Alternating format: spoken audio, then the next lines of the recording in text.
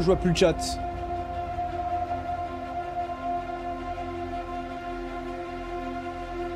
Putain, fabuleux.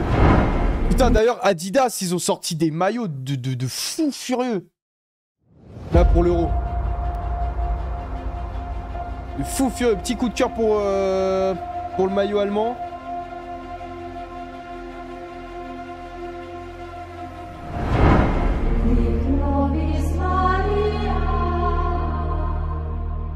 Comment il s'appelle? Dans l'épisode précédent... Eh les gars, le maillot de la Coupe du Monde 2006, comment il s'appelle? C'est pas le Jaboulani, c'est... Le Jaboulani, je crois, c'est 2010. Comment il s'appelle le ballon de 2006, pardon, je sais plus. Putain, Raymond Domenech, oh là là. L'équipe de France de Raymond Domenech s'est qualifiée in extremis pour le Mondial 2006 en Allemagne, grâce au retour de la légende en bleu, Zinedine Zidane. Mais la compétition a bien failli tourner au fiasco, après que les tricolores ont été tenus en échec lors de leurs 2 premiers matchs de poule, avant de battre le Togo, sans Zidane suspendu. Mais l'orage est désormais passé. Ah non, le maillot, il est trop légendaire, les gars, putain. Trop magnifique, ce maillot-là. Zidane est de retour pour le 8e de finale contre l'Espagne. Voici la suite de cette série consacrée à l'équipe de France des années 2000, et en particulier à la dernière sortie de notre icône sur un terrain de football.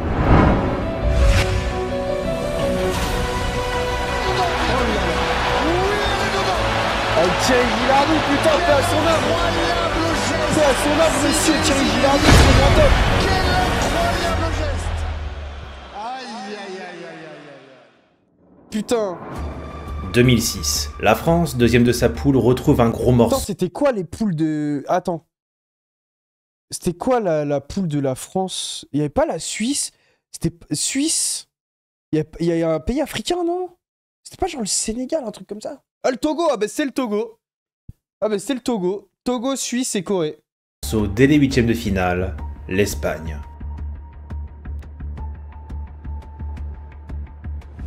Ah ouais, alors Togo, comme ça, les Espagnols veulent mettre Zidane à la retraite. Car oui, chaque match désormais peut être son dernier. Et ces Bleus en plein doute vont devoir affronter une Roja en pleine bourre après avoir enregistré 3 victoires en autant de matchs lors du premier tour. Mais cette qualification des Bleus acquise face au Togo a fait le plus grand bien, le temps de se ressourcer, de comprendre ce qui n'a pas marché. Et comment ne pas repenser à cette sortie de Zidane en toute fin de match face à la Corée, jetant son brassard par dégoût du traitement infligé par Raymond Domenech. Et selon le sélectionneur, cette sortie était censée rendre hommage à l'icône. Putain, mais Raymond Domenech, putain, mais vas-y, faut pas insulter, mais lui... Son brassard par dégoût du traitement infligé par Raymond Domenech. Et selon le sélectionneur, cette sortie était censée rendre hommage à l'icône.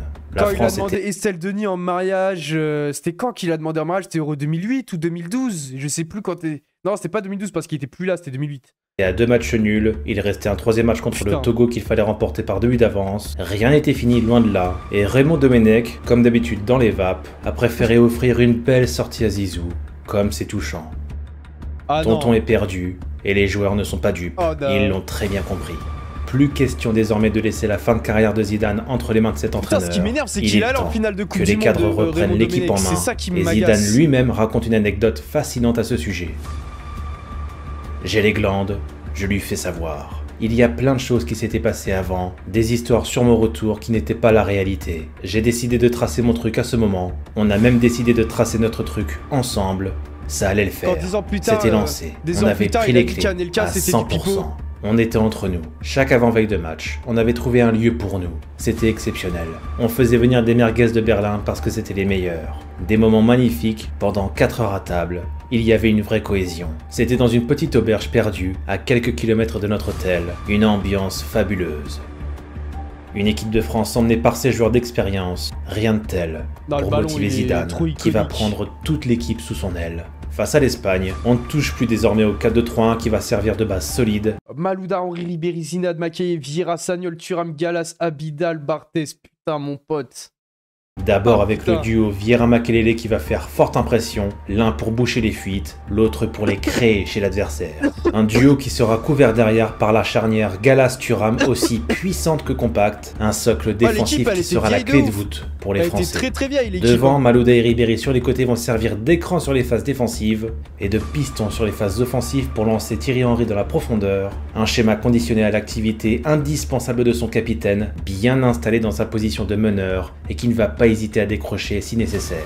Côté Espagne, outre son gardien légendaire, David Villa, Fernando Torres, Raúl Fabregas, Xabi Alonso, Pernia, Puyol, Pablo, Sergio Ramos, Casillas. Ouah, putain. David Villa, je kiffais trop ce mec.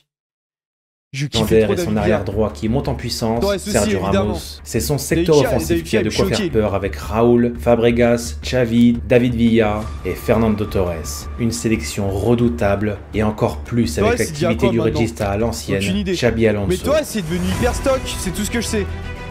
En réalité, je sais pas. Mais devinez quoi? L'équipe qui débute le mieux, c'est la France. C'est toujours pareil avec nous, hein. Jamais aussi fort dans les moments de doute. Les Ibériques laissent beaucoup d'espace dans leur dos, et toujours du même côté, celui de Pernia. Après l'Espagne, la France, ils ont joué qui? Ah bah oui, attends, mais je suis un ouf. C'est Brésil, après Portugal et Italie. Je suis un fou. Mais avant la demi-heure de jeu, Thuram commet dans la surface cette faute indiscutable sur Pablo. Même qu'on a gagné au tir au but. David Villa transforme ce penalty. Pas parce que Zizou il a mis un penalty. Ribéry enchaîne un formidable 1-2 avec Vieira, et pas de remise sur Henry qui lui fait savoir très intelligemment qu'il est hors jeu. C'est même pas né. Mais frère, je suis à 97. C'est plus les. Il y a des gens dans le chat qui étaient vraiment pas nés par contre à ce moment-là. Personne ne la raconte mieux que Thierry Gilardi. Oh putain.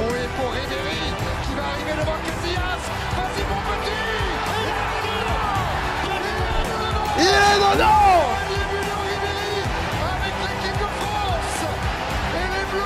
Il est génial le môme.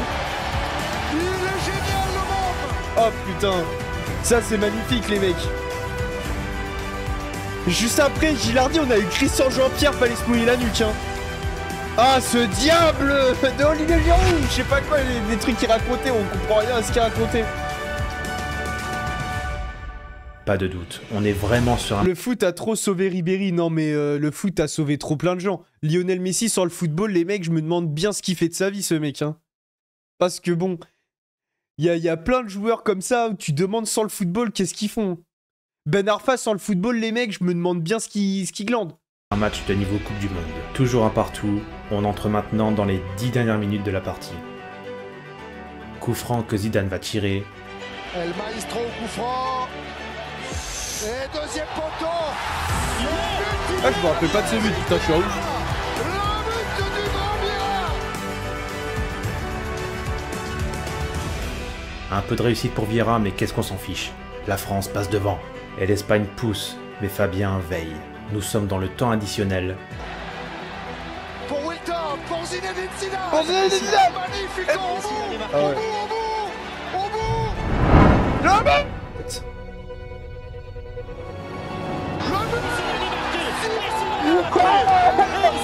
C'est nous. Magnifico. Et l'équipe de France qui mène 3-0. L'équipe de nos grands frères. Merci Rubio.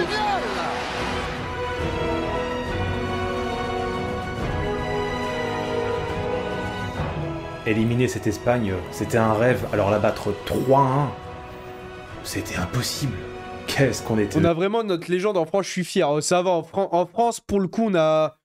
Niveau football en France, je te parle en termes national, genre on n'est vraiment pas à plaindre. Si on prend les dernières Coupes du Monde de la France, allez, depuis 98. 98, c'est victoire. Bon, 2002, c'est compliqué. 2006, finale. 2010, ça n'a jamais existé. 2014, quart. 2018, on la gagne. Et la dernière, finale. Mais on est gâtés quand même, hein. Heureux. Et en termes de... Les joueurs iconiques de la France, si tu parles en termes de génération, avant Zizou, t'avais Platini. Il y a Zizou, là, c'est Mbappé. C'était limite même un choc de voir cette métamorphose et puis voir Zidane sceller le sort des Espagnols, eux qui voulaient le mettre à la retraite. Eh bien, comme a dit le commentateur espagnol en direct, c'est Zidane lui-même qui les a mis à la retraite. Cette équipe de France, transformée par son magicien, file en quart de finale pour retrouver plus qu'un ogre, plus qu'un obstacle, plus qu'une montagne, une constellation, la Seleção, grande favorite de cette Coupe du Monde que personne n'arrête, fait craindre le mec, c'était pas Roberto ça. À chaque fois je confonds son blaze. Je me souviens très bien de cet avant-match et le moment était particulier parce que la plupart des joueurs se connaissent, hein, ils jouent très souvent dans les mêmes clubs, donc ça rigolait pas mal juste avant la partie. Je me souviens d'ailleurs de cette image super sympa de Ronaldo qui répond en français à Zidane, ça montre à quel point ils s'entendaient bien. Par contre, une fois que le coup de sifflet était donné, alors là, comme dit Claude... Ce match, j'avais tellement peur, mais moi je me rappelle plus trop, enfin... Ce match, je me rappelle l'avoir vu, mais je me rappelle plus de mon ressenti, etc. Je me rappelle juste de la finale. De la finale, et en vrai, la demi, je m'en rappelais aussi. Parce que j'étais en train de chier dans mon froc. Pas m'emballer. Ronaldinho, machin chouette, rien à foutre. La force de ce carré magique, c'est qu'il laissait très peu d'espace, un cauchemar pour les créateurs brésiliens, et on voyait même Ribéry prêter main forte pour défendre face à Ronaldinho, des images assez surprenantes, mais la densité défensive des Français faisait que devant, Henry était assez isolé, et c'est là que Malouda et Ribéry devaient faire écran sur Cafu et Roberto Carlos pour que Vieira monte aux côtés de Zidane et attire Gilberto Silva et Juninho vers eux, pour ainsi créer de l'espace pour l'attaquant des Gunners. Mais tout cela reposait essentiellement sur l'aisance technique de Zidane qui mangeait les Brésiliens en un contre un, même quand les Français étaient en infériorité numérique dans cette zone, et avec l'assistance de Sagnol à droite et à gauche d'Abidal, la France. J'étais à un mariage, moi à ce match, mon père avait parlé que si la France gagnait, il se foutait à poil, j'ai vu la queue de mon père pour ce match. Mais ça, c'est des secrets qu'il faut garder, mec. Faut pas forcément le dire, tu vois. C'est parvenu à gagner la bataille du milieu de terrain.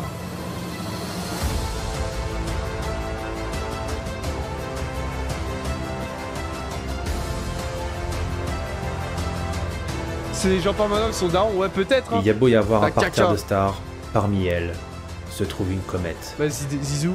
Il y a la Joconde au Louvre, la Tour Eiffel à Paris, le Taj Mahal en Inde, et puis il y a Zidane, sur un terrain. Le mec qui Première œuvre d'art, tenez-vous bien, après 37 secondes de jeu chrono. Et il ne s'arrête pas, il est déchaîné. Il n'a certainement pas l'intention de prendre sa retraite après ce match, surtout contre le Brésil. Gallas et Thuram il monte pas la sélection brésilienne, c'est dommage, j'aurais bien aimé la revoir. Rien passé, rendant ainsi Ronaldinho transparent, Ronaldo impuissant.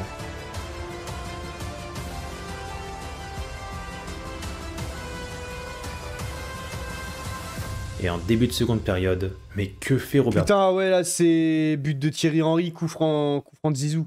Carlos.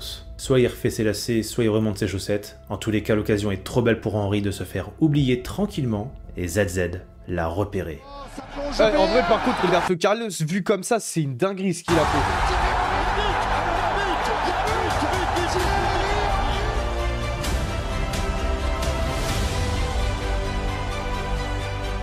La tempête s'approche, le vent souffle, mais ces Français ne paniquent pas. Pas du tout même. La solidité est telle côté français que les occasions brésiliennes se font rares. Wesh, le remplacement de Juninho Adriano, ça fait peur mon frère. Et même le cadre échappe à Ronny ce soir-là. Roberto Carlos, palmarès, coup franc, oui aussi. Oui bon. Fini le douloureux souvenir du Mondial 58. Après 86 et 98, la France se paye de nouveau le Brésil en Coupe du Monde et file dans le dernier carré. Historique. Le privilège de battre le Brésil 2 fois en Coupe du Monde en 8 ans n'est pas donné à tous. La France est hystérique.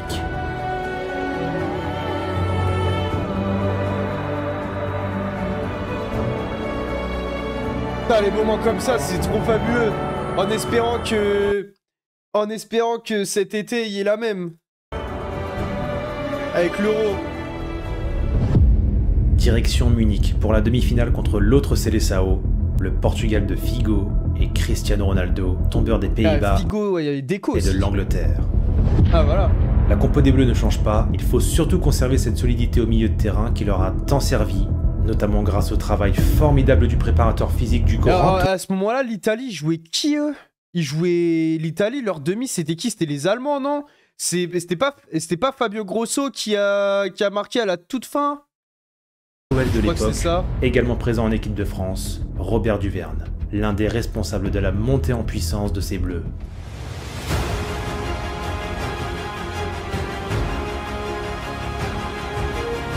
Oh, je sais pas où l'état, putain.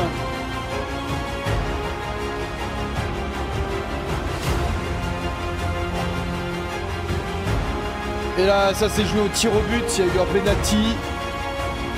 Il y a eu un petit péno et terminé. Bonsoir. Et par chance, à la demi-heure de jeu, Carvalho attrape la jambe d'Henry dans la surface. Penalty. Seul but du match. Le portier lusitanien Ricardo était parti du bon côté. Insuffisant. La couverture des joueurs en blanc est impeccable. Et Thuram, même s'il ne marque pas cette fois, est décidément l'homme des demi-finales.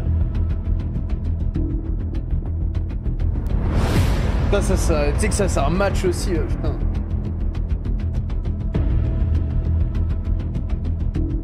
On a joué que en blanc en fait. Ouais, j'ai pas le souvenir qu'on ait eu beaucoup joué maillot bleu. Et même quand elle semble en difficulté, le métier, la sagesse et l'expérience de cette équipe, rappelons-le la plus vieille du tournoi, respire la sérénité pendant que le Portugal court désespérément après le score. C'est vraiment chaud, on tremble, et soudain... Putain, ce bon vieux Willy Sagnol, bordel, avec ses centres. Comme en 98 et comme en 2000, cette génération dorée nous fait vibrer. En témoignent les 22 millions de téléspectateurs présents ce soir-là sur TF1. Aïe aïe, c'est un qui pleure, hein.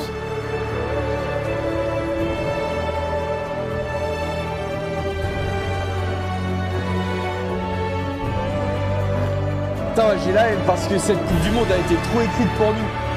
Elle a été trop scriptée, putain. Emron, merci pour le sub.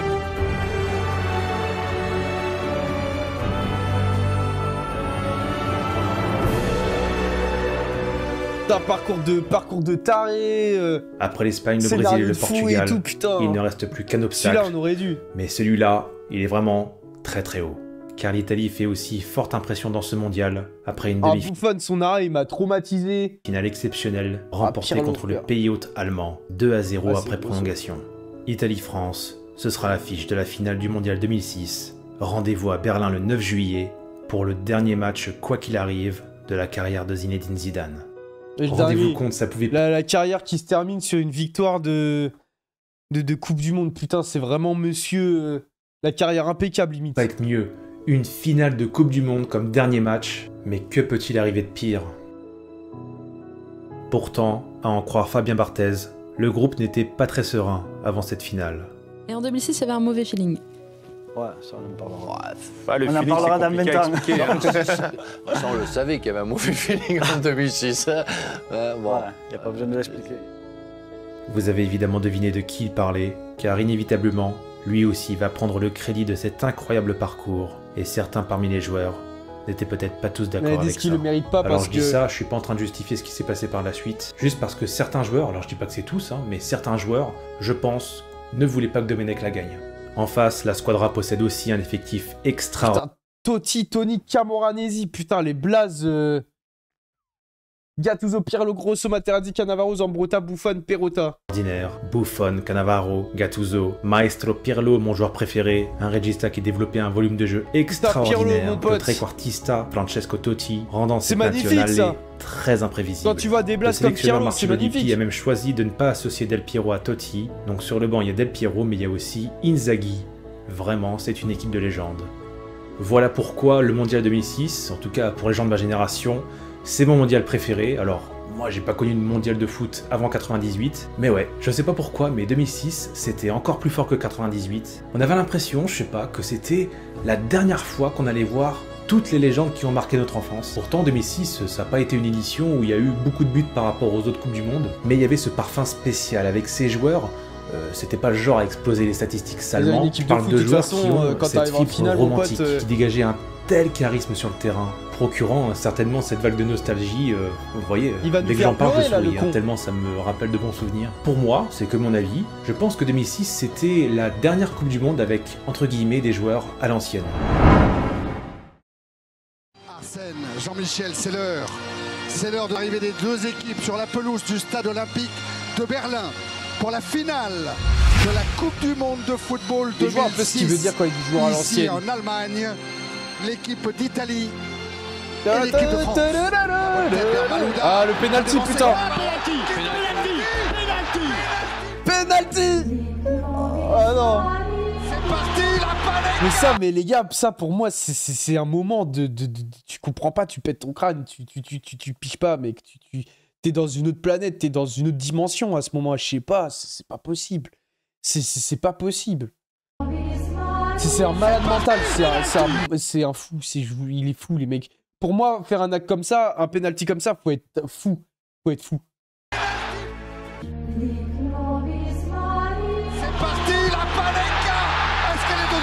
Elle est pas dedans. Oui, elle est dedans. Oui, elle est dedans. Oh là là. Oui, elle est dedans. Ouais, surtout face à Buffon, faut être fou. Faut être fou. Incroyable geste signé Zinedine Zidane. Quel incroyable geste. Qui a fait... Faut être limite autiste pour tenter ça, je suis très sérieux, mais faut être complètement... Faut être con, en fait, je sais pas. Faut être fou, faut être malade, faut... Une crise cardiaque, croyant que le ballon n'avait pas franchi la ligne. De Sagnol, dévié. Pirlo. Materazzi là qui marque. Ouais. Ouais, les deux buts c'était Zidane et Materazzi en plus.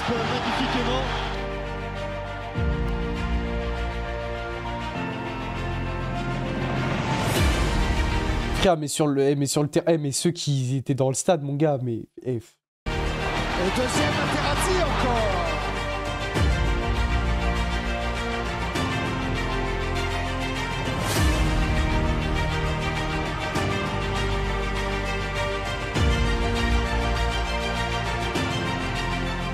Ouh, ça paraissait plus évident que le penalty signalé en première période, hein.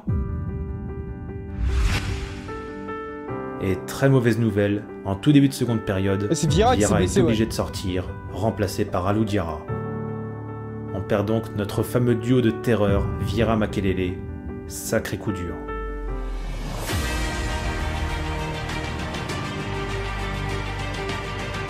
Attention. Oh, quelle erreur.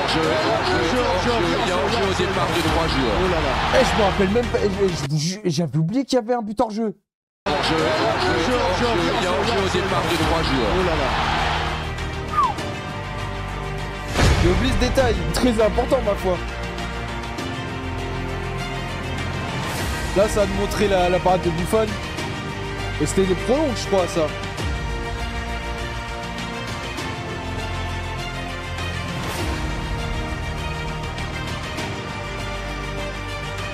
Je sais plus. Tout semble indécis. Cette squadra est bien plus forte, bien plus structurée et bien mieux organisée que ne l'était le Brésil et le Portugal, par exemple. La parade de et c'est la fin du temps réglementaire. Prolongation. Et malgré l'absence de Vieira, la France domine.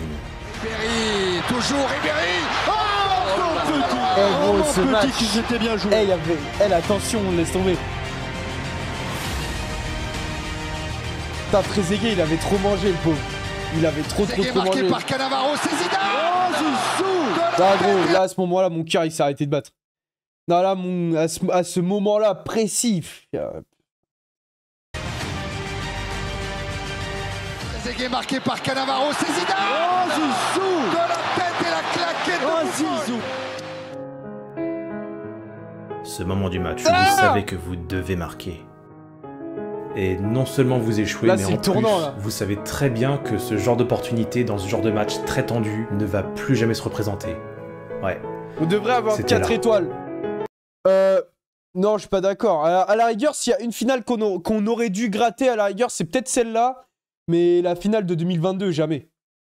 La finale de 2022, on ne mérite jamais de la gagner, les mecs. Hein. Mais jamais, à aucun moment, on mérite de la gagner. Hein. Pendant 70 minutes, mon pote, tu joues pas, arrête un peu tes conneries. Et Zidane le sait très bien. Mais bordel, quelle détente de Buffon.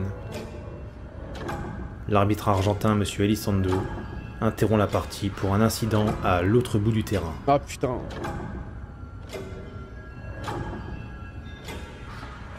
Voilà, mon frère.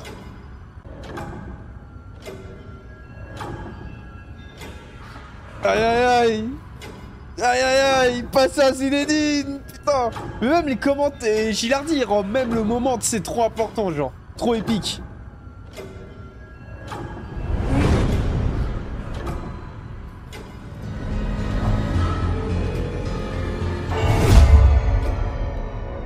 Aïe. Mais cette affaire-là, c'était l'affaire d'État, mon frère. Mais c'est vrai qu'en plus, pour ça, ils ont utilisé la VAR. Hein. La VAR avait été utilisée. Enfin, c'est pas la VAR à proprement parler. C'était l'arbitre, il avait regardé le grand écran de... Il avait regardé le grand écran du stade, là. Pas ça, pas du tout. Pas ça, Zinedine. Pas ça, Zinedine. Pas ça, Zinedine. Oh non. Oh putain. Oh non, pas ça. Pas aujourd'hui, pas maintenant, pas après tout ce que tu as fait. Putain. Ça fait mal au cœur. Aïe. Mais là, il y a Christian Jean-Pierre, il a dit « Oh, ce diable de Materazzi. Mais que nous a kiffé un truc nul comme ça, tu vois, qui aurait détruit le moment, genre. » Pas aujourd'hui, pas maintenant, pas après tout ce que tu as fait. Aïe, aïe, aïe, aïe, aïe, aïe. Alors la question est de savoir si, oui ou non, Monsieur Elizondo l'a vu sur l'écran géant. Dans mon livre, ça apporte plus au lore de Zizou s'il a gagné la Coupe du Monde. Ah non. Ah non, non. Enfin oui, c'est un moment important, voilà, etc., tout ce que tu veux, mais tu me troques la Coupe du Monde contre le coup de boule, filme-moi le mondial, mon pote. Hein. Zidane qui termine et tout, non, en triomphe. À l'époque, il n'y a pas droit rien à foutre de ton coup de boule. Les vidéos, ce que reprochait Domenech, justement. Et comme ses assistants n'ont rien vu non plus, c'est le 4e arbitre, Monsieur Cantalejo, qui lui a signalé l'incident. La confusion règne sur le terrain, mais une décision s'impose. On sait que c'est fini. On essaie juste de retenir nos larmes jusqu'à ce qu'elles sortent en même temps que ce fichu carton. Aïe aïe aïe, putain, il fait trop mal au cœur ce carton. Il fait trop mal au cœur ce carton. En 98, Zidane nous avait offert non, putain, pas ça. la coupe grâce à sa tête. 8 ans plus tard. J'avais pleuré à l'époque, mais moi j'étais, moi je me rappelle très bien d'où j'étais, avec qui j'étais. J'étais chez moi dans mon canapé, je balançais ma tête, j'étais avec mon père. Quand j'ai vu que Zidane, il avait pris un carton rouge, frère, fallait me ramasser. Tel qui nous fait passer à côté. Après, il le mérite. Ah, mais moi, je n'ai jamais dit qu'il méritait pas son carton rouge, par contre. Hein.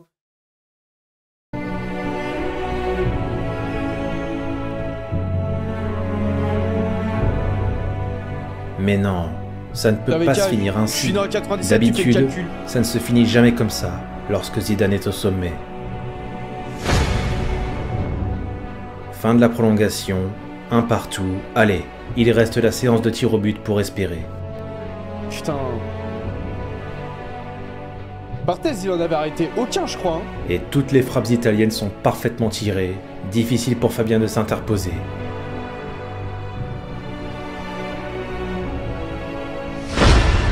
Ah, Trezeguet, c'était trop terrible parce qu'il le méritait pas. Il le méritait pas, Trezeguet, et il s'était fait trash à la mort.